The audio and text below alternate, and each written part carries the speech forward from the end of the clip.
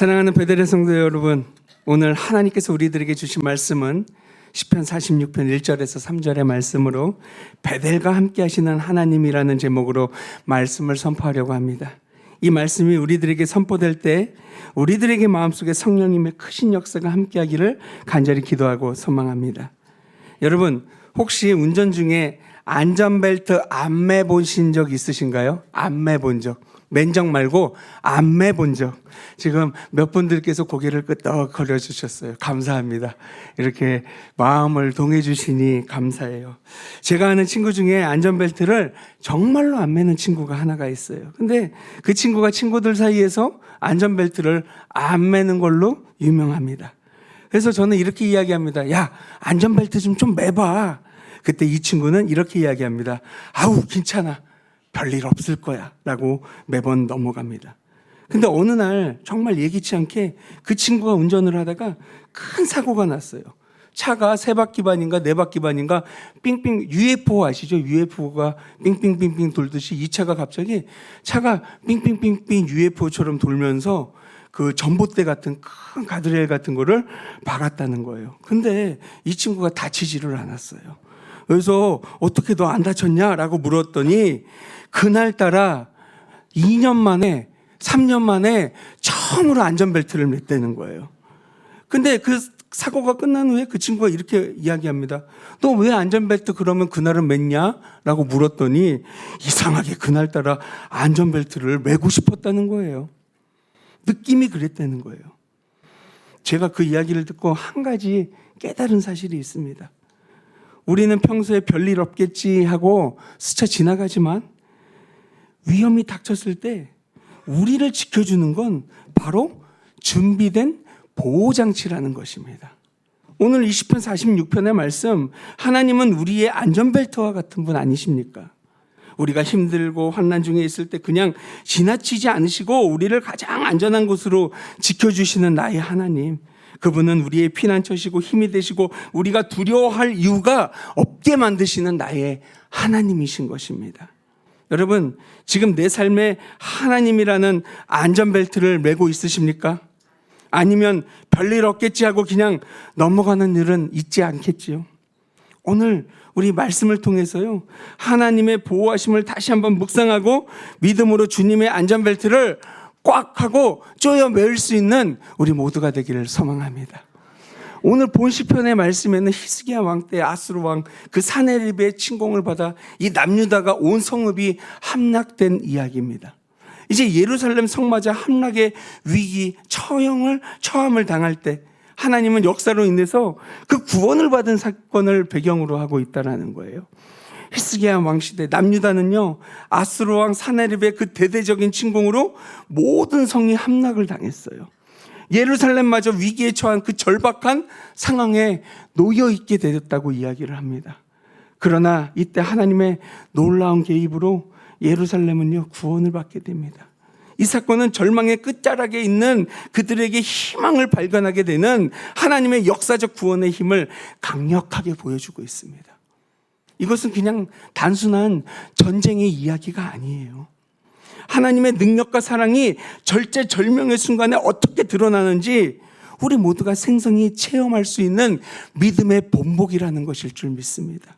특히 믿음의 공동체가 함께 기도하고 간절히 하나님께 구원을 간구할 때 어떤 기적이 일어나는지를 잘 보여주는 오늘의 사건, 오늘날 우리의 삶에서도 신앙과 하나님의 역사가 함께할 때 어떤 결과를 가져올 수 있는지 강력한 메시지로 우리들의 마음속에 주님의 사랑을 다시 한번 느껴보기를 소망합니다.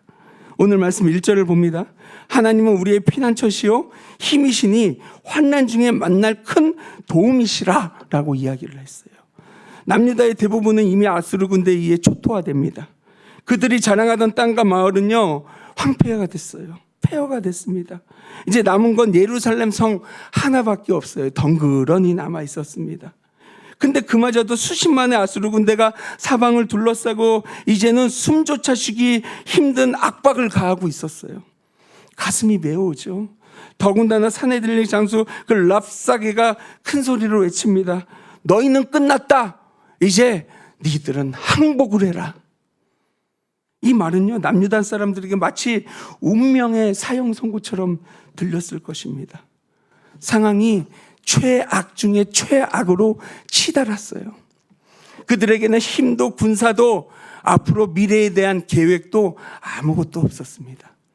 그야말로 희망이 보이지 않는 수간이었어요. 하지만 그때 믿을 수 없는 일이 벌어지게 됩니다. 남유다는 모든 걸 내려놓고 하나님께 간절히 무릎 꿇어 기도하기 시작합니다. 자신의 무력함을 인정했고 오직 하나님만이 그 상황을 뒤집을 수 있다는 간절함으로 그분께 매달렸다는 것입니다. 그리고 하나님의 인도하심이 바로 그 순간에 이루어졌습니다. 하나님의 손길이 예루살렘을 덮었고 예루살렘을 포위하게 하던 그 아수르의 군대 중 18만 5천이 하룻밤 사이에 몰살을 당하게 됩니다. 아수르 군대도 이유를 알 수 없이 물러가기 시작했어요. 승리의 기쁨이 그 절망의 도시를 채웠고 그 누구도 예상하지 못했던 그 극적인 반전은 그 남유다 사람들에게 믿음과 감사가 넘치는 고백으로 이어지게 되었다는 것입니다. 이 이야기는요, 그냥 단순한 전쟁 이야기가 아니에요. 이것은 인간의 한계를 뛰어넘는 하나님의 능력과 절망의 끝에서 시작되는 희망의 역사라는 것입니다. 여러분들도 같은 상황에 처해 있다면 우리들이 하나님의 인도하심을 믿고 주님을 기억하시기를 바랍니다. 모든 가능성이 닫혀 있을 때 바로 그곳에서 하나님의 기적이 시작된다는 그 사실을 잊지 마시기 바랍니다. 여러분, 이 사실을 통해서 우리가 알 수 있었던 것이 무엇입니까? 하나님은요, 당신을 의뢰하는 자들의 완전히 피난처와 도움을 함께 하신다는 사실이에요. 주님을 의지하는 자들에게는 주님께서 따스한 손길을 그에게 건네주신다는 사실을 기억하시기 바랍니다. 2절의 말씀입니다. 그러므로 땅이 변하든지 산이 흔들려 바다 가운데 빠지든지. 우리의 생각과 계산만으로 삶의 모든 문제를 해결할 수 있을까요? 세상은 우리의 피난처가 될 수 없습니다. 세상의 환난 가운데 세상의 권력을 의지한다고 해서 그 권력만으로 살아갈 수 있는 것은 절대로 아니에요. 물론 돈과 권력은 분명 우리의 삶에 많은 영향력은 미칠 수도 있을지도 모릅니다. 그러나 그것이 온전히 다는 아니에요.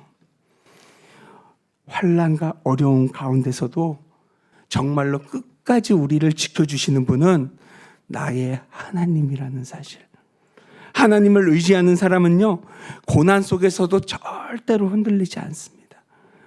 아름다운 믿음의 꽃을 피우고 그 시간 또한 다른 온전히 아름다운 새로운 희망의 꽃을 움트게 만드는 사람이 진정으로 하나님과 동행하는 사람이라는 거예요. 게다가 우리 하나님은요, 우리가 넘어지지 않도록 도우세요. 불가능해 보이는 상황 속에서도 우리들에게 믿음의 길을 허락하십니다. 그 길을 열어주세요. 그러니 여러분, 세상의 물질적 가치와 계산만으로 신뢰하지 마시기 바랍니다. 세상의 논리와 계획은요, 적당한 한계가 있다는 것입니다. 우리는 하나님의 거룩한 역사와 움직임으로 믿어 움직이는 아버지의 귀한 자녀가 되기를 원합니다. 하나님을 의지하는 삶은요, 세상 그 무엇과도 비교할 수 없는 평안과 회복 그리고 진정한 인도하심을 경험케 되는 것입니다. 그러니 여러분, 우리들의 마음을 열고요, 그분의 인도하심을 따르는 순간 여러분은 세상을 초월한 새로운 힘을 분명히 발견하게 될 것입니다. 그것이 진정한 삶의 기쁨이 될 것이고 환난 속에서도 승리할 수 있는 믿음의 비결이 될 줄 믿습니다. 3절의 말씀을 봅니다. 바닷물이 솟아나고 뛰든지 그것이 넘침으로 산이 흔들릴지라도 우리는 두려워하지 아니하리로다라고 이야기했어요. 이 시편의 시인은요, 두렵게 만드는 환경 속에서도 담대히 외치고 있습니다. 나는 두려워하지 않을 것이다. 나는 두려워하지 않을 것이다. 저는 이 고백이 단순한 다짐이 아니라 우리에게 중요한 교훈과 희망을 전해줄 것입니다. 우리의 삶은요, 우리의 환경은 때로는 피할 수 없는 아픔으로 느껴질 때도 있을지도 몰라요. 이스라엘 백성들이 처한 상황 보십시오. 그야말로 천지개벽 같은 그 위기에 있지 않았습니까? 땅이 변하고 산이 흔들려 바닷속으로 빠지는 광경이 펼쳐졌어요. 바닷물이 솟아오르는 상황이라고 이야기했잖아요. 솟아오르다, 원어로 보니까요, 하마라 그래요. 하마. 근데 이 하마의 뜻을 잘 보니까요, 소리를 내다, 으르렁거리다 라는 뜻을 갖고 있어요.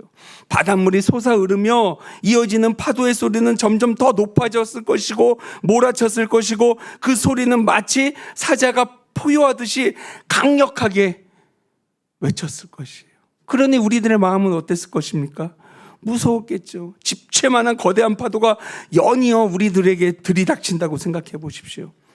이스라엘 백성들에게는요, 그 국가의 존폐를 상징적으로 드러내는 순간이 바로 이때지 않았을까 생각합니다. 이러한 무시무시한 공격 속에서도 우리가 언제 무너질지 모르는 그 절체절명의 위기의 순간이 닥쳐왔었던 거예요. 어디 발 디딜 곳이 없는 절망과도 같은 곳이었습니다. 하늘을 올려봐도, 땅을 내려봐도 마음 편히 의지할 곳이 없어 보이는 순간들이 왔었습니다. 그러나 시편의 시인은 이러한 상황 속에서도 나는 두려워하지 않겠다라고 이야기합니다. 이는 그의 믿음과 확신이 얼마나 견고한지를 보여주고 있지요. 그렇다면 이러한 두려움은 단지 외부 상황에만 국한되어 있을까요? 우리의 마음은 어떤가요? 우리의 관계는 어떤가요? 혹시 내 약점이 드러나면 어떡하지? 사람들은 그러잖아요. 내가 남을 시컨 공격하다가 남이 나를 공격할 때는 아파서 찔려서 피가 나서 속상해서 견디지 못하고, 내 허물이 들키면 사람들이 나를 떠나지 않을까? 우리는 이런 생각에 사로잡혀 두려움에 떨 때가 많이 있습니다. 그러나 그 두려움은요, 나의 성장과 행복을 가로막는 장애물일 뿐입니다. 그러기에 시편의 고백은요, 오늘 우리에게도 큰 힘과 위로를 줄 것입니다. 두려움은 외부 환경 때문만이 아니라 우리의 마음의 자세와 믿음에 의해서 극복될 수 있다는 사실을 가르쳐 준다는 거예요. 땅과 산과 바다처럼 요동치는 삶의 상황 속에서도 흔들리지 않는 평안을 누릴 수 있다는 것.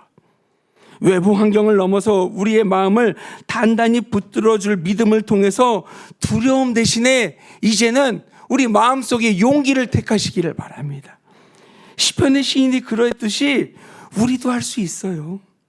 두려움은 물러가고 우리들의 마음속에 평안을 찾기를 원합니다. 한 화가 지망생이 있었어요. 그는 그림을 그리고 싶다는 열망이 가득했지만 태어날 때부터 한 손이 불편해서 붓을 자유롭게 잡을 수 없었습니다. 사람들은 그의 꿈을 듣고 말했습니다. 너는 화가가 될 수 없어. 그림은 두 손으로 자유로운 사람들이나 할 수 있는 거야. 너는 포기하는 게 좋아. 그는 말에 상처를 받았지만 마음속 깊은 곳에서 이런 생각이 떠올랐어요. 정말 불가능한 것일까? 불가능이란 내가 시도하지 않을 때만 존재하는 게 아닐까? 그는 작은 붓을 구해서요, 손에 묶는 방법도 연구하고 붓을 제대로 잡을 수 없었기에 여러 번 그림을 그렸지만 그림이 망가졌어요. 노력을 끝없이 실패로 이어졌습니다. 하지만 그는 포기하지 않았습니다. 그림이 망가질 때마다 새로운 방법을 시도했고 조금씩 자신의 한계를 넘어갔다는 거예요. 근데 어느 날 그는 발가락으로 붓을 잡아가지고 그림을 그리는 법을 배우기 시작합니다. 터득하기 시작합니다. 그것도 쉽지 않았죠. 근데 매일매일 꾸준히 연습하면서 조금씩 발전하기 시작했어요. 몇 년의 시간이 지나자 그는 완성도 높은 그림을 그릴 수 있게 되었어요. 사람들은 그의 작품을 보고 놀라움을 금하지 못했습니다. 그의 작품이 전시되었을 때 관객 중 한 사람이 물었습니다. 이런 아름다운 그림을 어떻게 그리셨나요? 한 손으로는 불가능하다고 생각했는데요. 그러자 그는 미소를 지으면서 이렇게 이야기합니다.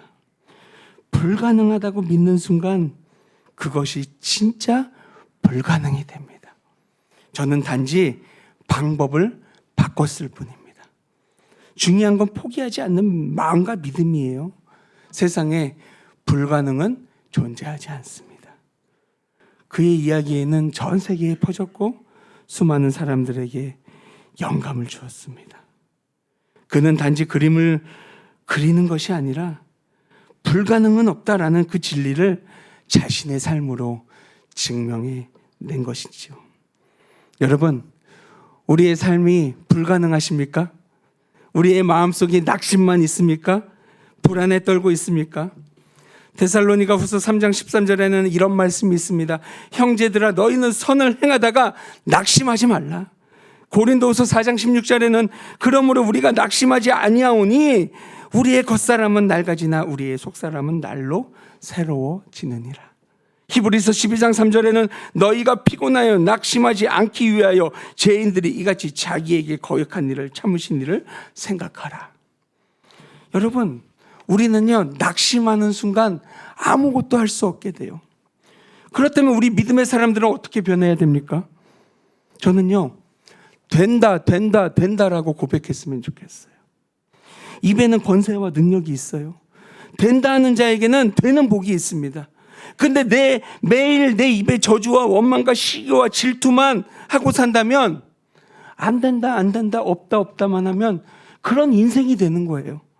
근데 된다, 있다, 할 수 있다 하면 정말 되는 삶으로 바뀌게 됩니다. 그러니 내 입에 소망을 품고 살면 비전이요, 내 삶에 스며들게 됩니다. 오늘 말씀의 제목이 뭡니까? 베델과 함께 하시는 하나님 아닙니까? 그럼 베델의 비전이 무엇입니까? 방송실에 우리 양 간사님 사진 한 장만 보여주시겠습니까? 저는 우리 목포 베델교회 비전은 바로 요 꼬맹이들이라고 봐요. 너무나도 이쁘지 않습니까? 저는 얘들만 보면은요, 너무나도 이뻐가지고 지난주에는 제가 신용카드를 뺏겼어요. 그리고 저에게 아이들이 협박을 합니다. 목사님, 감당하실 수 있겠어요? 그래서 일단은 가서 니들 시컨 사 먹고 와. 갔다 오더니 저에게 이렇게 이야기합니다. 저희가요 8,000원이나 썼어요. 감당되시겠어요? 그래서 제가 속으로는 고맙네. 그리고 이렇게 이야기했습니다. 어이구 어떡하냐, 목사님 일주일 용돈 다 썼네. 그랬더니 아이들은 엄청 행복해 하더라고요. 여러분, 베델의 자랑거리예요. 우리 아이들을 잘 키워보겠다고 사랑하는 베델교회에서는요, 한 장 넘겨주세요. 4층을 아이들을 위해서 리모델링을 해주셨어요.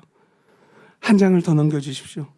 20년 된 방을 다 뜯었고 철거 때 보니 그 속에 곰팡이가 난리도 아니었어요. 그때 이런 생각이 들었어요. 잘했다, 정말 잘했다. 우리 내 새끼들 이런 곳에 있지 않게 하길 잘했다. 이런 데 있었으니 요즘에 그 아토피가 생기고 기관지에 천식 생기고 막 그러잖아요. 근데 이렇게 좋은 환경으로 바꿔주니 너무나도 잘했다. 처음에 리모델링을 한다고 하니 모든 위원회에서 아이들을 위해 재정을 쓴다고 하니 흔쾌히 허락하셨습니다. 당회는 물론이고 위원회도 물론이고 재직회도 물론이고 모든 성도님들이 다 찬성을 하셨어요. 시설위원장님, 재정위원장님, 교육위원장님 모두 고생하셨어요. 시설위원장님은 매일 출근을 교회로 하셔서 심지어 지금 웃고 계시는데 그 사업체를 하나 갖고 계시는데 소문에 의하면 사업체보다 교회를 더 많이 출근하셨다는 소문이 돌 정도로, 근데 소문이 아니라 진짜 사실이었습니다. 재정위원장님 있는 살림 없는 살림 누룽지 빡빡 긁어주시듯이 빡빡 긁어서 좋은 시설을 할 수 있게 하셨어요. 교육위원장님 하나하나 살림을 디테일하게 관심 주시고 마음 모아주셨어요. 게다가요 도서관도 만들었어요. 기도하니 하나님께서요 1,000권이 넘는 책을 한 출판사에서 기부를 받게 됐어요. 책값만 대략 2천만 원이래요. 근데 하나님께서요 전화 한 통으로 모든 것들을 채워주셨어요. 우리가 한 것 없이 하나님께서 허락해 주셔서 모든 것들을 채워주셨다는 거예요. 모든 것이 하나님의 은혜라는 것입니다. 옥상에다 축구장을 하나 만들어주고 싶었는데 축구장 견적을 대충 물어보니 3천에서 5천만 원 든대요. 그래서 낙심을 했어요. 안 되는구나. 근데 아이들이 한 방에서 맨날 고무공으로 축구를 차다가 에어컨 날개 있잖아요. 그걸 다 잘라 먹었어요. 그래가지고 어떡할까 그러다가 어린이 부실에 잔디를 깔아주면 어떨까요 하고 우리 집사님이 아이디어를 주셨어요. 업체에 알아보니 200만 원, 150만 원을 달래는 거예요. 그랬더니 돈이 아까워서 우리 부목사님, 전도사님이 뭐 업체에다 맡깁니까?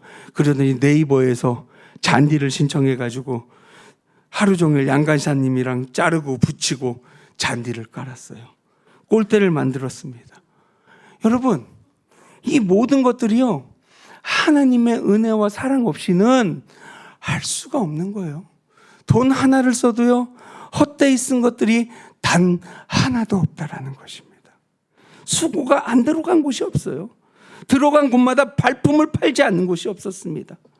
그 정성을 아시고 누구인지 말하지는 않아도 한 가정에서는 방석을 헌물하시고 누군지 말하지 않아도 오늘 한 구역에서는 어린이부를 위해 써달라고 귀한 예물을 올립니다. 이리저리 보이지 않는 곳에서 귀한 손길이요 하나하나 모이고 있어요. 감동과 눈물 아닙니까? 그래서 제가 다른 교회에 자랑을 했습니다. 그랬더니 거기 있던 장로님과 목사님이 이런 말씀을 하셨어요. 요즘에 어린이부에 투자하는 교회는 살아있는 교회라고 이야기하더라고요. 역시 저력이 있다는 생각이 있고 깨어있는 교회라고 이야기를 해주셨어요. 역시 목포 베델교회는 하나님께서 함께 하시는 귀한 교회라는 이야기를 들었습니다. 여러분, 이렇게 투자도요, 아이들이 있을 때 할 수 있는 겁니다. 할 수 있을 때 하는 거예요. 이 시기를 놓치면 하고 싶어도 재정이 있어도 할 수 없는 것입니다. 근데 이 시기를, 이 타이밍을 잘 아시고 마음을 모아주신 우리 베델의 모든 성도님들이 있어서 감사할 뿐입니다. 여러분, 포기하지 않는 마음, 그 마음을 행함으로 보여주신 여러분들이 있어서 감사할 뿐입니다. 그것이 주님께서 주시는 아름다운 마음이죠. 이따 예배가 끝나시고 4층에 가셔서 한 번 더 기도해 주세요. 하나님, 이 공간에 아이들이 이제 꽉 차서 다른 층을 또 리모델링 할 수 있게 해달라고. 이거는 어린이부가 아니라 이제 유년부만 쓰게 하고 초등부도 장소를 하나 더 만들어주게 해주세요. 내년 후년에는 여기가 아이들이 벅적벅적거려가지고 아이들이 터져 넘쳐나게 해주셔서 다른 곳에 어린이부실을 하나 더 만들어주세요라고 기도해 주시고 돌아가시면 감사하겠습니다. 이 마음을 모아 한 찬양이 생각이 나요. 나 무엇과도 주님을 바꾸지 않으리. 아십니까? 다른 어떤 은혜 구하지 않고 오직 주님만이 내 삶의 도움이니 나는 오직 주님만의 얼굴을 보기 원한다는 그 찬양. 그 찬양의 가사를 음미하면서 우리 하나님의 선하심을 다시 한번 생각하기를 원합니다. 여러분, 우리는요, 오직 주님만을 바라보길 원합니다. 주님만이 함께 하신다는 그 사실을 잊지 마시고 하나님의 사랑을 함께 나누기를 소망합니다. 우리 나 무엇과도 함께 찬양 드리겠습니다.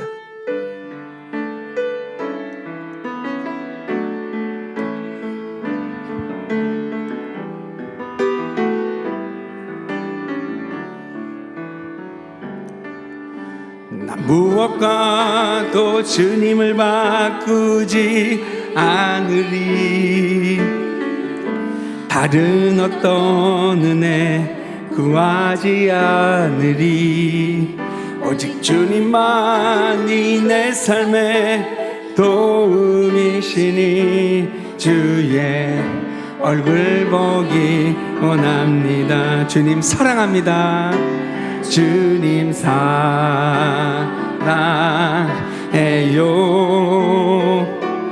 온 마음과 정성 다해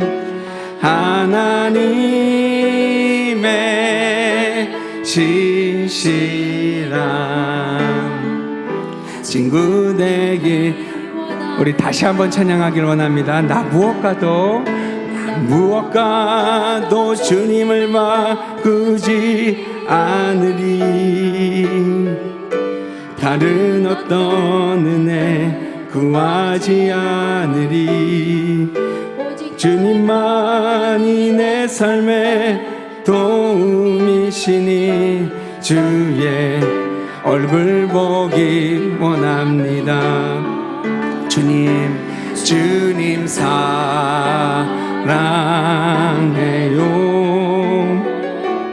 온 마음과 정성 다해 하나님의 신실한 친구 되기 주님 사랑합니다. 주님 사랑해요.